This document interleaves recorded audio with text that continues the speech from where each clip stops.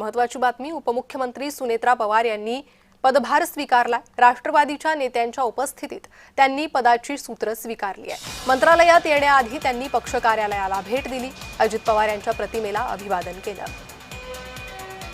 राष्ट्रवादीच्या नेत्यांच्या उपस्थितीत सुनेत्रा पवार यांनी उपमुख्यमंत्री पदाची सूत्रे स्वीकारली।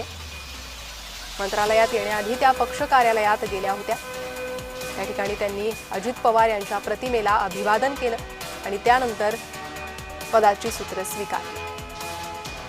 त्या सकाळी त्यांनी सिद्धिविनायक बाप्पाचं दर्शन घेतलं। त्यानंतर त्या चैत्यभूमीवर डॉक्टर बाबासाहेब आंबेडकरांना अभिवादन करण्यासाठी गेल्या।